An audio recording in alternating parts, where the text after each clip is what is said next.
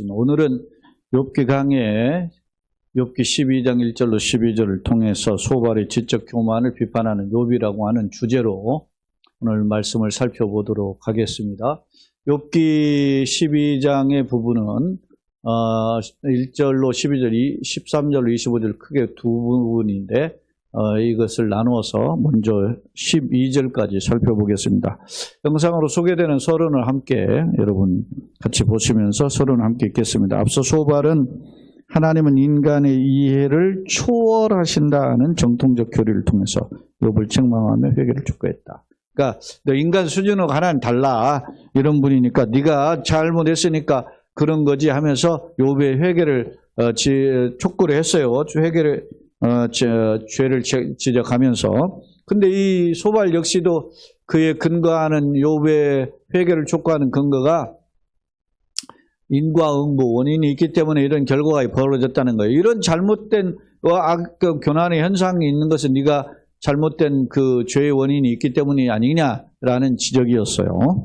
자, 오늘은 이 12장은 이런 소발에 대한 답변이기도 하고 이제까지 욥의 세 친구 대만 사람 엘리바스를 비롯해서 수아 사람 빌닷 그리고 오늘 앞서 있었던 소발까지 이 세 명의 친구들이 욥을 격려하기는커녕 오히려 공박하고 책망했음을 알 수 있는데 이런 소발이나 엘리바스나 빌닷이나 이 세 사람의 인과응보적인 사고를 가지고 욥을 책망하는 것에 대한 논증을 욥이 반박하고 있음을 알 수 있어요.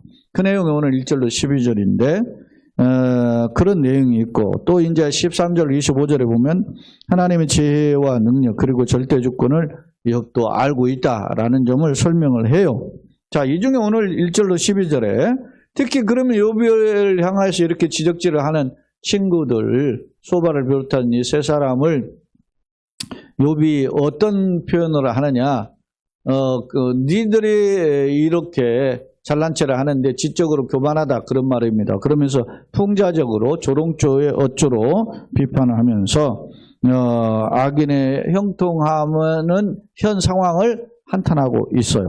그런 내용으로 이 말씀이 전개되고 있는데 그 내용으로 우리 한번 살펴보도록 하겠습니다. 먼저 우리가 이제 성경으로 와서 성경을 한 절씩 살펴보겠습니다. 자, 욥기 12장 1절은 욥이 대답하여 이르되 욥이 대답이라는 표현은 소발에 대한 답변이기도 하고 그 내용을 들여다보면 소발 개인뿐 아니라 세 사람의 친구에 대한 답변임을 알 수 있어요.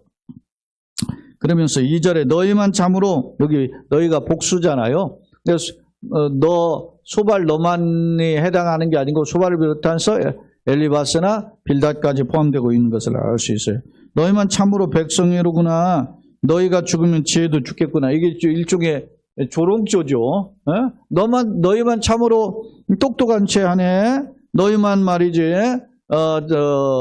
모든 지식을 다 아는 것처럼 그렇게 하는데 그런 마음에는 어떤 것입니까?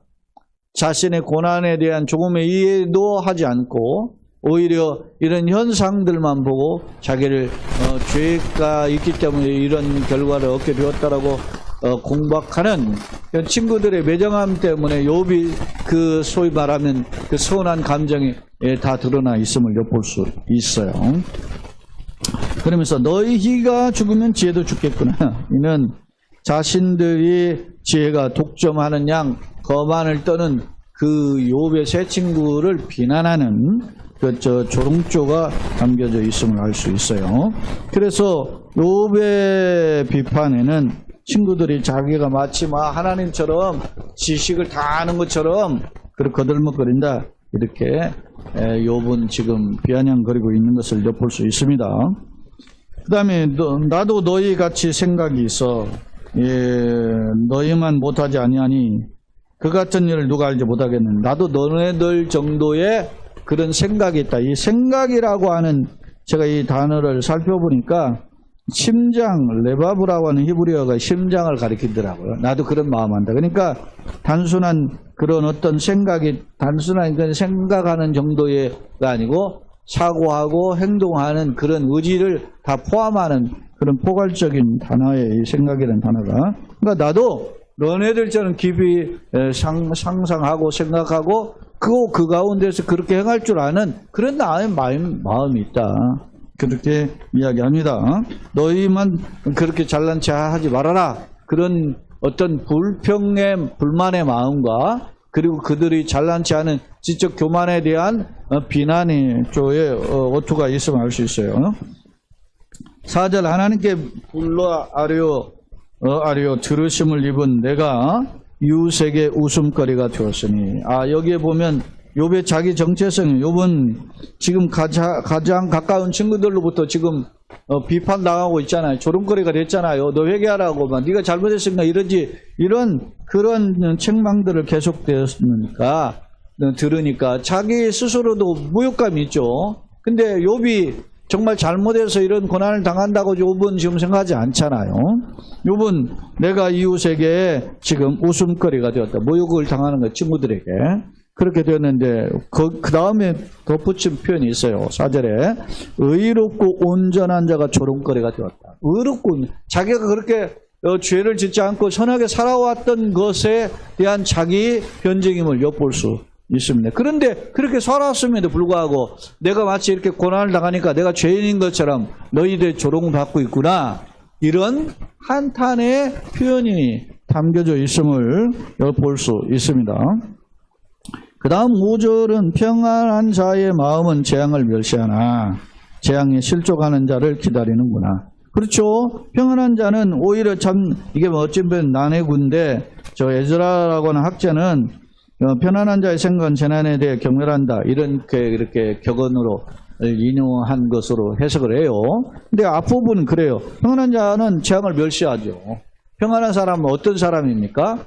하나님으로부터 참 평안을 얻는 사람이잖아요. 그러니까 재앙을 가까이 할 리가 없죠. 멸시하나 재앙에 실족하는 자를 기다리구나. 그런데 재앙이 딱 이렇게 틈을 보는 겁니다. 어떻게든지 저 잘못된 길을 넘어가면 딱 이놈을 말이죠, 올가매려고 그 태클을 걸으려고 하는 그런 기회를 엿보는 것처럼 이렇게 보이는 거죠. 이게 이제 어떤 삶의 이치죠.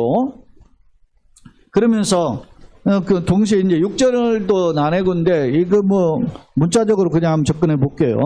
강도의 장막은 형통하고, 강도의 장막이라는, 장막은 집이죠. 강도가 하는 짓들은 형통하고, 하나님을 진노하게 하는 자는 평안하니. 이 세상에 이런 악한 자가 횡행하는 어떤 그런 현실, 이에 대한 답답함이죠. 우리도 시편 37편이나 특히 시편 73편에 보면 내가 참으로 말이죠, 놀랐다는 거예요. 특히 73편에 보면은 악인이 죽을 때는 고통도 없어요. 그러면서 악인의 형통을 보고 오만한 자를 질투하였습니다. 그들은 죽을 때 고통도 없고 그 힘이 강건하며 사람들이 당하는 고난은 그들에게도 없고. 악인이 고난을 더 당해야 되는데 오히려 잘 나가. 우리 사회가 그런 시대 아닙니까? 요즘 지금 세계사를 보세요. 여러분, 우크라이나 러시아 전쟁에서 누구가 갑니까? 정의로운 사람이 이기지 않고 오히려 죽잖아요. 그렇죠? 남을 등지는 놈들이 더 잘 돼. 협박하는 사람들이 막 세계를 주물럭거리는 대통령이 됐잖아요. 우리나라도 권무술수하는 사람들이 지도자 이 두 사람들 때문에 이게 나라가 이꼴 아닙니까? 우리가 이런 현상들을 보면서 사람들이 용기를 얻어. 어떤 용기를 얻어요? 죄에 대해서 담대한 용기. 뭐 괜찮네. 여러분 보세요.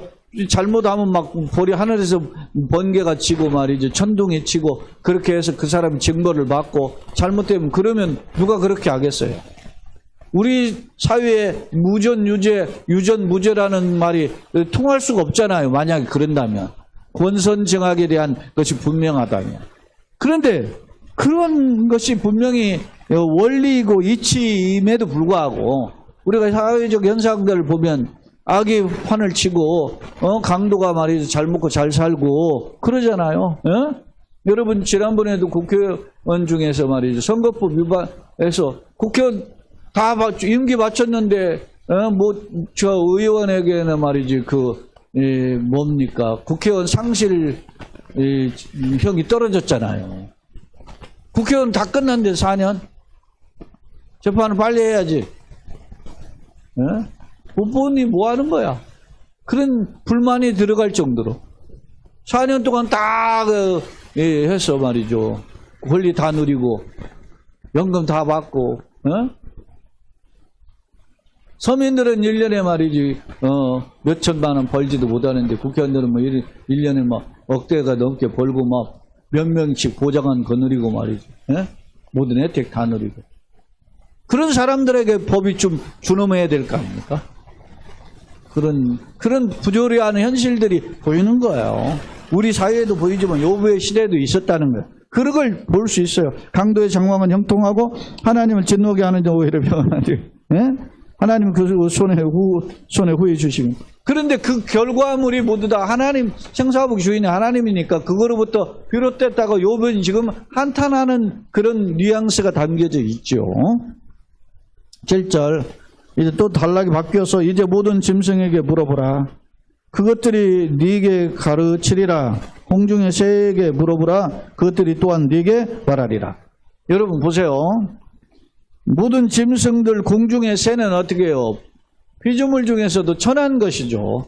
피조물 중에서 가장 똑똑하고 탁월한 게 누굽니까? 인간이죠.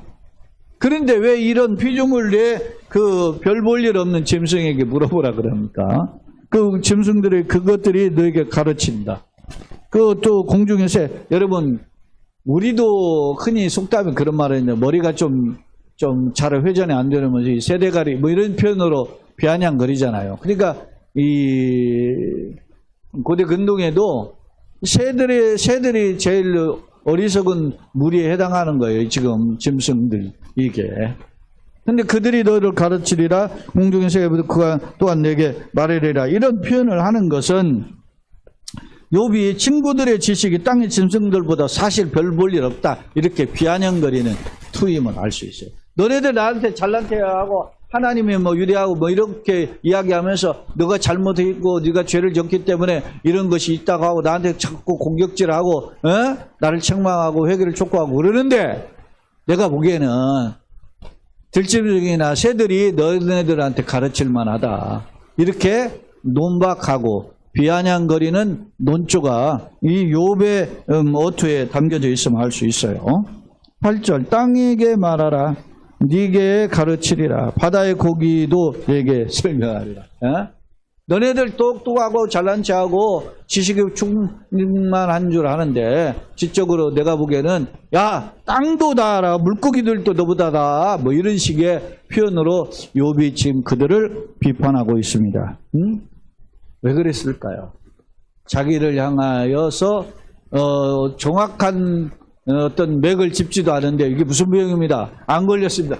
맥 짚어보고 이거 아니고 이렇게 말하는 거하고 똑같은 거 아닙니까? 돌팔이 의사처럼. 그런 거 아니에요?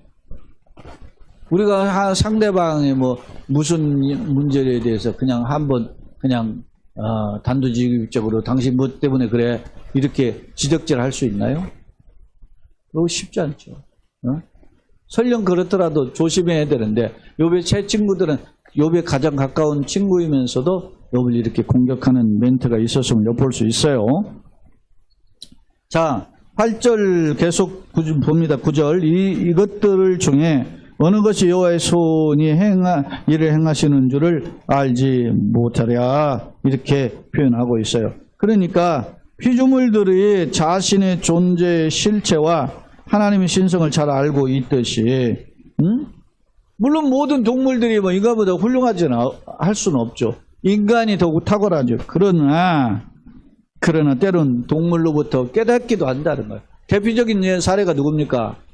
발람이 말이죠. 모압 왕 발락의 초청에 의해서 이스라엘 저주해달라고 하는 요청을 받고 가잖아요. 그러니까 막 나귀가 못 가게 가로막잖아요.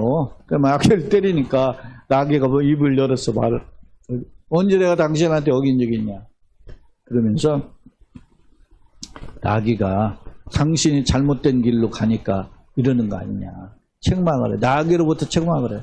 하나님이 그 나귀 입을 열어서 그 소위 발람 선지자를 책망한 거죠.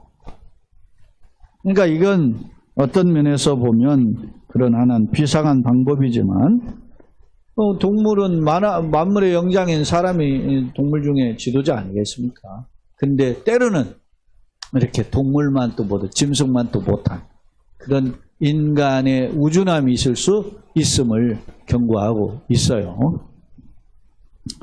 자, 10절. 모든 생물의 생명과 모든 사람의 육신의 목숨이 다 그의 손에 있느니라. 10절은 모든 세상에 살아있는 모든 피조물 하나 주권 안에 있다. 그런 뜻인데 여기서 모든 생물의 생명, 생명이라고 하는 단어가 하나 있고 그 다음에 모든 사람의 육신의 목숨이라. 생명, 목숨 같은 말이잖아요. 그러니까 여기는 하나는 생명이라는 표현의 단어가 있고 하나는 목숨이라는 단어가 있는데 제가 이걸 히브리어를 살펴보니까 생명이라는 단어는 네페시고 목숨이라는 단어는 로하우라는 단어로 사용됐어요. 근데 이게 그럼 도대체 뭐냐? 이제 원어를 이렇게 좀 더 분석해 보면 네페시는 헬라어로는 푸시케로 이렇게 번역이 돼요. 이게 다 이게 생명, 목숨 같은 의미예요. 그리고 로아흐는 헬라어에서는 푸뉴마로 번역이 됐어요. 그러니까 어떤 경우에는 이게 소위 네페시는 생명인데 혼으로 번역이 되기도 하고 소위 로아흐는 영으로 번역이 된다는 거예요. 이렇게 학자들이 이렇게 구별하는 사람이 있고 그러나 대다수의 학자들은 이걸 교호적으로 네페시나 루아흐나 그냥 같은 의미로 그냥 이렇게 소위 말하면 교처해서 사용했던 것으로 그냥 해석을 해요. 어떤 경우는 이것은 육신의 목숨을 가리킨다, 이것은 영혼의 목숨을 가리킨다 이렇게 분류하는 학자도 있지만 그냥 교호적으로 그렇게 반복 강조의 표현이다 이렇게 사용해요. 그러면 그냥 이렇게 해서 생명에 대한 내용을 반복한 것으로 보고 한번 접근해 보겠습니다. 자, 10절. 모든 생물의 생명과 모든 사람의 육신의 목숨이 다 그의 손에 있다. 모든 생명은, 만물의 생명은 그의 손, 하나님의 손에 있다. 하나님 주권을 지금 강조한 표현입니다. 입의 음식의 맛을 구별함 같이, 그죠? 입은 음식물이 뭐 단맛, 쓴맛, 신맛, 매운맛 이런 거 다 입이 안에서 알잖아요. 그런 것처럼 귀가 말을 분간하지 아니하느냐. 보통 고대 근동에서는 귀가 그 사람의 어떤 인격으로 그 언어를 분석하는 능력이 있다 이렇게 이해를 했다 그래요. 그러니까 입이 음식 맛을 분별함처럼 자기가 귀를 통해서 사실은 귀로 듣고 정신에서 분석을 하는 거죠. 그러나 이제 귀가 그런 해석 능력이 있다 이런 식으로 고대 근동은 이해했다는 겁니다. 자, 늙은 자에게는 지혜가 있고 장수하는 자에게 명철이 있다. 이거는 뭡니까? 경험, 늙은 자나 장수하는 자는 또 연장자잖아요. 경험이 있는 자를 가리켜요. 학자들의 견해에서는 이 지혜자와 늙은 자와 장수하는 자를 하나님을 빗댄 비유적 표현이다 이렇게 해석하기도 하는데 어찌됐든 늙은 자에게는 지혜가 있고 장수하는 자에게는 명철이 있다라는 표현은 오랜 경험의 경륜을 통하여서 비롯된 그런 엑기스와 같은 지식과 지혜에 대한 표현을 이렇게 사용하고 있다 이렇게 해석을 합니다. 자, 그러면 이제 1절로 12절 주마 간상격으로 간략하게 우리가 살펴보았는데 그 내용을 간략하게 두 번째 화면에서 정리해 보겠습니다. 자, 1절은 제 친구들과 1차 별로 마치고 어떤 면에서 학자들은 12장에 이제 1차 변증을 마치고 욥의 또 다른 변증이다 이렇게 해석하기도 해요. 2차 변증 뭐 이렇게 해석하기도 하는데 욥의 새로운 논증이 시작되는 걸 보여준다. 욥이 이제 그런 표현을 하죠. 너희만 참으로 백성이로구나. 이런 친구들이 매정한 마음으로 자기를 공격하는 것에 대한 이런 어떤 욥의 서운함이 담겨져 있죠. 마음의 상처를 받은 욥이 이제 풍자적으로 발언하는 내용임을 알 수 있어요. 너희가 죽으면 지혜도 죽겠구나. 마치 너희들이 지혜를 다 가지고 있는 것처럼 혼자 그렇게 나를 공격하는데 너희들 셋이 다 나를 공격하는데 그러면서 너희만 지혜로운 척한다 하는 것에 대한 욥의 우회적인 비판임을 알 수 있어요. 이는 자신들이 죄를 독점하는 양 거만하게 욥을 책망했던 친구들에 대한 욥의 비판이며 자기들이 하나님처럼 말이지 모든 지식을 다 가지고 있는 것처럼 건방 뜬다 그런 비판이 담겨져 있어요. 4절은 욥은 가장 가까운 친구들로부터 자신이 조롱거리가 되었다는 그런 모욕감을 지금 느끼고 있죠. 수치감을 그리고 있습니다. 자, 6절은 악인이 형통하는 일그러진 사회적 현상에 대한 일종의 탄식이죠. 악인이 잘 나가도 자기는 이렇게 살았는데 이렇게 힘든데 악인은 말이지 잘 나가잖아. 그죠? 그런 게 있지 않습니까? 우리 사회도 보면은 말이지 몇 가지 막 재판을 받는데도 막 지가 최고로 잘난 것처럼 하는 사람이 있잖아요. 그런 것 보면은 너무 안타까워요. 그리고 국가를 이렇게 어지럽게 다 만들어 놓고서나 말이지 자기는 아무것도 안 했다고 또 이렇게 뭐 뻗이기는 그런 게 참 안타깝잖아요. 우리 사회가 이런 모습을 뭐 한두 번 보니까 비일비재하죠. 그럽니다. 7절 욥은 친구들의 지식이 땅의 짐승들의 지식보다 낫지 않다고 비웃는다. 그 사실 앞서 이야기했죠. 만물의 영장이 가장 똑똑한 인간인데 들짐승이나 새는 제일 머리가 둔한 존재잖아요.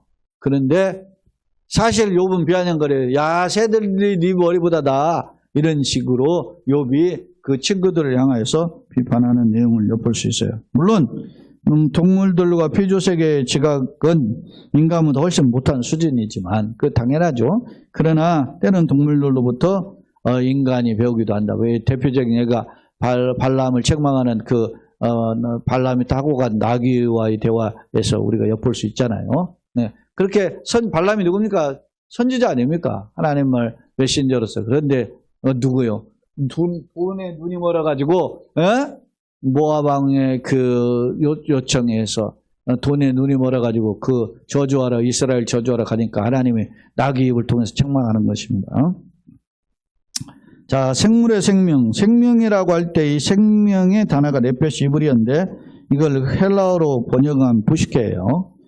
그리고 이건 혼, 생명 이런 표현으로 번역이 되고 목숨이라는 단어는 루아흐인데 히브리어로 이걸 헬라어로 번역하는 푸뉴마예요. 그래서 영, 호흡 이런 식으로 번역해요. 그러니까 이게 조금 다른 듯 하지만 같이 교적으로 학자들은 이걸 구분하지 않고 동의어로 해석했다. 저는 이 두 번 이 해석에 구분하지 않고 그 같은 의미로 사용한 것으로 푸시케나 네페시나 소위 루아흐 같은 의미로 사용됐다. 그런 뜻에 동의합니다. 11절 입의 음식물의 가치를 결정하는 것처럼 귀가 언어의 가치를 분별한다는 고대 근동적인 사상이 반영되어 있음을 엿볼 수 있습니다. 자, 세 번째 화면인데 오늘은 뭐 좀 시간이 좀 빠르게 진행이 됩니다. 자, 욥의 답변을 통한 오늘 두 가지 교훈을 한번 살펴보자. 첫 번째, 악인의 형통과 하나님의 심판에 대한 욥의 생각이 어떤 것인가?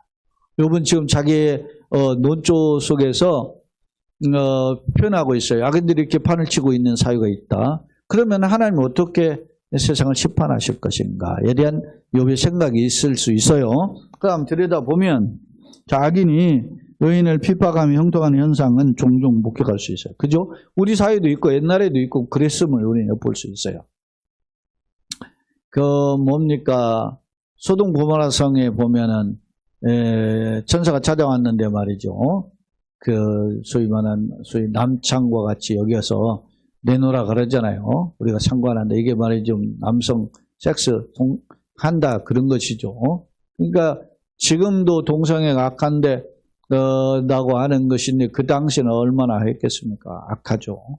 그런 정도로 소돔 고모라 성이 타락한 성이었음을 볼 수 있어요. 그런데 그런 악인들이 어떻게 해요? 발악을 하죠. 뭐 네가 어디 굴러먹은 돌이 말이지 박힌 돌 빼었냐고 막 욥이 롯이 그러지 말아라고 하고 말이죠. 하니까 소돔 고모라 사람들이 말이죠. 욥을 향해서 그렇게 표현하잖아요. 근데 그럴 때 하나님의 사자가 말이죠. 그들을 눈을 못 보게 어리해서 출입구를 못 찾게 만들잖아요. 그러고 나서 하나님이 말씀하는 떠나라. 뒤를 돌아도 보지 말고 떠나라. 미련 갖지 말고 떠나라. 그런데 그 화려한 소돔 고모라 성을 어떻게 될까 두려워하다가 소금기둥이 되잖아요. 롯의 여러분 보세요. 세상에 악이 횡행할 때가 있어요. 그러나 최후에는 악의 세력은 망하게 됨을 우리는 성경적 교훈을 통해서 우리는 엿볼 수 있지 않습니까? 그런 겁니다. 때문에 의인들이 때로는 당혹하게 돼요. 악이 횡행하고 악이 잘 나가고 말이죠. 악이 합니까? 그럼에도 결국에는 하나님이 준엄한 심판대 앞에 서게 되고 오른편과 왼편의 양과 오른편의 양과 왼편의 염소가 갈라지게 되는 그런 일이 되게 되고 의인에게는 창세로부터 예비된 나라를 상속받으라. 복받을 자들이여 이렇게 평가하게 되지 않습니까? 그런 내용들을 우리는 엿볼 수 있어요. 자, 두 번째, 욥이 이제까지는 내가 왜 이렇게 힘드나 이라는 불평함이 있었던 것이 사실이에요. 그런데 오늘로 논증에서 이렇게 들여다보면 하나님의 깊은 섭리에 대한 눈이 띄어져 있는 표현들이 있음을 엿볼 수 있어요. 예를 들면 보세요. 욥은 악인의 본성과 의인의 멸망이 하나님의 섭리에 어떻게 해요? 결국 귀속돼요. 악인이 잘되고 의인이 망하는 이것이 계속된다면 어떻게 하겠어요? 계속 맞고 의구심이 계속될지에만 그는 결국 하나님 섭리에 귀속되어 있다. 결국 하나님 손에 있다. 때문에 자신의 고통이 꼭 악에서만 비롯된 것이 아니다라는 점을 표현해요. 실례로 이제 실제 예가 있는데 우리가 읽지 않았지만 이제 살펴보지 않아서 13, 14장에 가보면 욥이 이제 이 변론에서 벗어나서 하나님 무지하는 모습이 나와요. 조금 고난 뒤에 연단 뒤에 이렇게 지금 하나님의 영안을 바꿔서 하나님의 세계를 바라보는 그런 마인드가 이제 보이는 거죠. 교훈입니다. 인간의 현재적 상황은 하나님의 섭리를 깨닫는 정확한 척도가 아니다. 예? 어떤 결과는 이게 하나님 모두다 하나님 위해서 그런 거야. 너 이게 잘못해서 이렇게 매맞는 거야. 이렇게 말할 수 있는 것이 아니다라는 거. 아니기에 그렇기 때문에 우리는 어떻게 돼야? 그러면 하나님의 깊고 오묘한 섭리가 뭔가를 깨달을 수 있도록 주님, 내가 이렇게 해서 주님 먼저 살아왔는데 힘듭니다. 그럼 어떻게 해야 됩니까? 라고 하는 그런 겸손함을 가지고 지혜를 구해야 된다. 하나님 이게 무슨 일이죠? 어떻게 가야죠? 어떤 길을 걸어가야죠? 라고 하는 지혜를 구해야 된다. 그래서 우리가 나그네 어간에 현상만 보고 낙심할 게 아니라 하나님의 그 이면에 무슨 뜻이 있는가? 고난 이면에 숨겨진 감춰진 하나님의 비상한 계획이 뭔지 깨닫게 하시고 그걸 내가 받아들이고 또 그 안에 서고 그리고 합력하여 선을 이루시는 주님이 예비된 길을 우리가 바라보고 걸어가게 하여 주옵소서. 이런 소망과 결단이 필요함을 오늘 본문을 통해 보여주고 있어요. 결론입니다.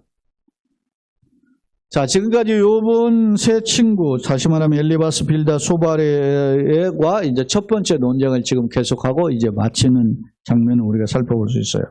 주목할 점은 이들은 한결같이 욥의 특수한 상황을 이해하려고 하지 않았어요. 욥이 이 특수한 상황이잖아요. 사탄이 찾아가지고 하나님 앞에 일종의 말이지 도전적 도전에 의해서 하나님 일부 허용한 것이잖아요.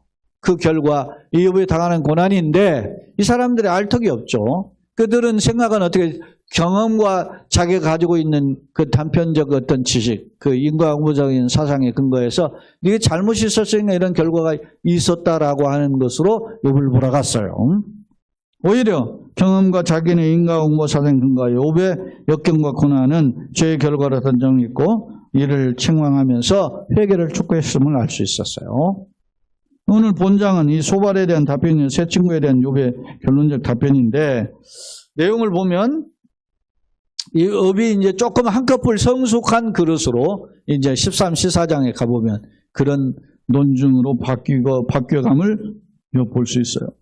이 중 본문은 욥이 하나님의 지혜와 능력을 준수하기 전에 친구들의 교만함에 대해서 강력한 어조로, 좀 조롱한 어조로 비판하고 있다. 예를 들면 풍자적인 표현을 사용하거나 야, 니네들 죽으면 야, 세상시에 다 죽겠네? 뭐 이런 식의 풍자적 표현이나, 악에는 형통을 한다. 그죠? 악에는, 앞서 이야기하자는 6절에 강도의 장모 형통하고 하나님 신노에는 평안하다. 이런 것에 대한 한탄함. 그리고 자연물을 의존하여서 조롱하고 있다. 자연물이, 새들, 이런 식물, 동물들, 그들이 말이지, 지혜가 너희들보다 낫다. 이런 식으로, 평가하면서 새 친구를 조롱하는 부분을 엿볼 수 있었어요. 자, 이는, 나는 시대적 현상도 어떻게 했어? 오늘 이렇게 따는데, 너는 그래서 그런 거야. 종도둑들하고 홍시분들 공남 파시면 판나잖아요. 그러니까 이런 것 때문에 너 이런 거야. 이렇게 무조건 몰아갈 수 있나요? 예를 들어서, 저희가 목회를 훌륭하게 잘했다. 저는 그런 말을 할 수 없어요. 그러나, 우리가 작은 교회 목회를 한다고, 너는 목회 못하는 거고, 넌 무능력한 목사, 이렇게 말할 수 없단 말이에요. 교인이 말이 가난하고 힘들게 산다고, 너 그렇게 해서 말이죠. 믿음이 없다고 말할 수 있나요? 너 신앙생활 잘못해서 고난당한다. 그렇게 이야기할 수 있나요? 그렇게 함부로 할 수 없다. 하나님의 섭리가 있습니다. 제가 두 건의 사례를 제가 소개한 바 있죠. 최근에 우리 친구 목사님 가게에 5년간 하고서나 그만뒀는데 누군가 하나님은 진짜 천사를 보낸 거지. 보내서 그 2년 동안의 삶에 생활비를 제공해 준다는 그런 일들이 있고. 또 하나의 사례는 우리 교회 권사님 볼 수 있잖아요. 어려운 형편이었었는데 정말 좋은 아파트로 해서 다 수리해서 깨끗한 집으로 새집같이 제가 가보니까 너무 잘 이사하는 거 너무 좋더라고. 내가 이사한 것처럼 너무 좋아. 그런 마음이 있었거든. 하나님 저렇게 믿음 생활 잘하는데 하나님 복 주세요.